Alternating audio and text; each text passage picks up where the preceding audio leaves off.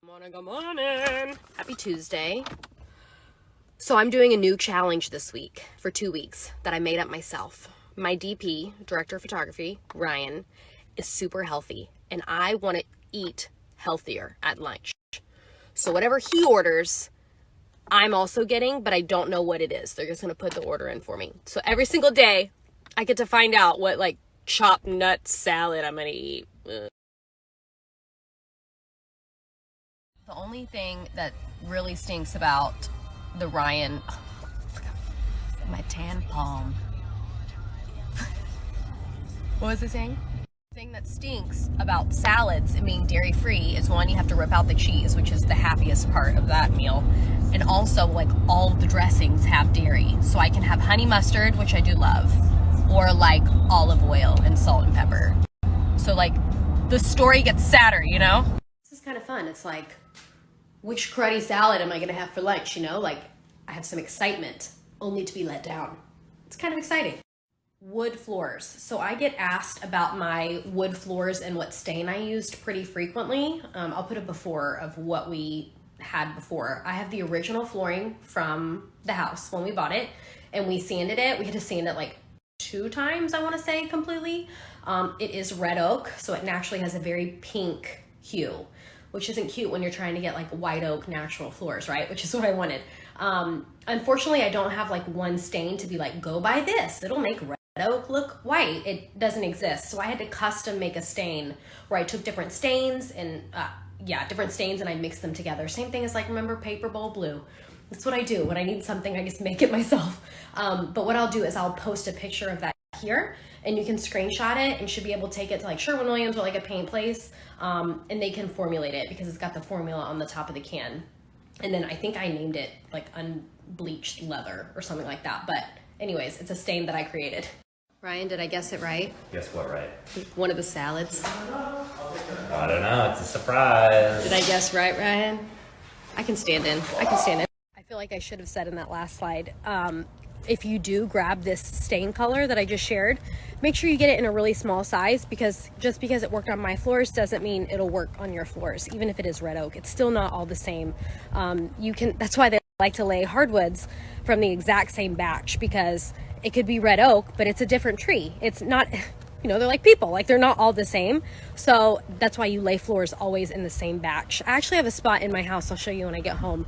It's 2 red oak. One was in the house previously, and then we laid a section in the hallway, and they look totally different. One of them is way grainier, the other has a lot more movement. So anyways, I know it's like common sense, but still, just test it before you buy a big thing of it. Okay, the biggest reveal of the day. Y'all ready? We got some healthy looking salad. It actually looks really good, like a tomato cucumber.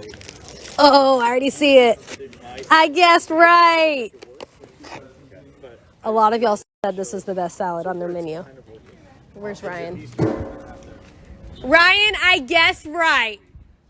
I know you so well. The Savannah salad. Yeah. I will say that salad was actually really good.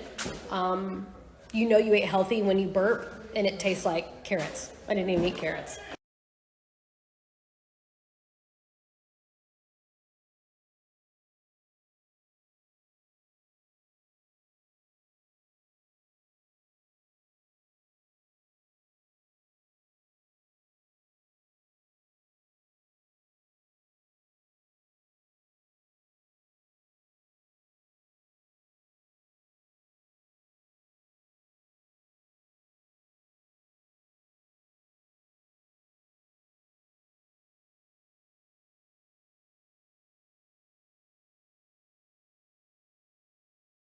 I tried to type up this answer and it was just too much information. So I'm going to try to cram it into as few slides as possible.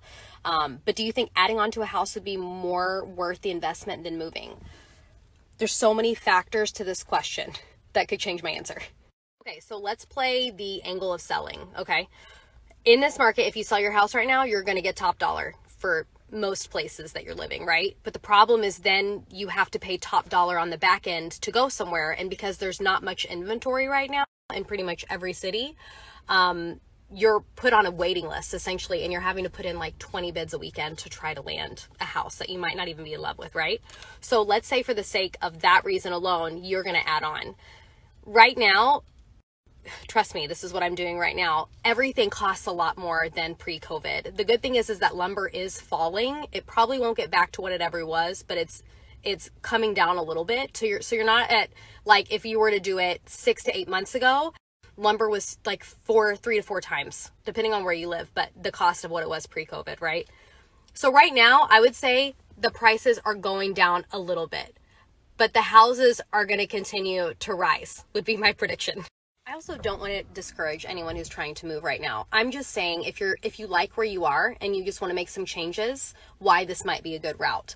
People who are moving right now are having to move like for jobs, or they're transplants, or they're trying to get their kids into a better school district before the school starts, right? So like, let them beat it out, you know?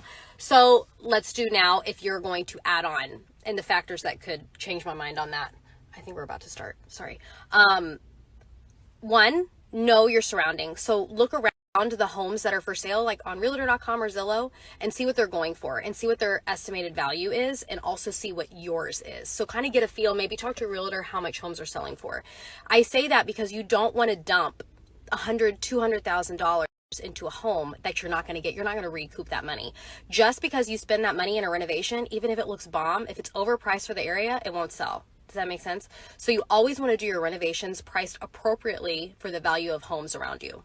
Final answer. I would say if you're happy with your location, your school district, and you love where you are and you want to stay, add on. But just be really wise with your budget and kind of, like I said, look at your comparison of houses around you so you can kind of think, okay, I think we're good if we spend this much, but let's not do this much because we might not recoup it whenever we sell.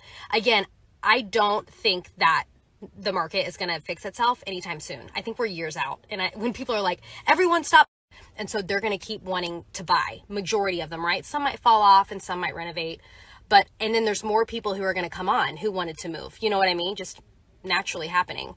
So it's probably going to be like this for a few years. This is like the best way to explain it when I explain it to clients. You never want to be the most expensive house on the block. I know that sounds cool, but it's not. You don't want that. You want higher than average. You want to fall right in between, like that 75% to 80%.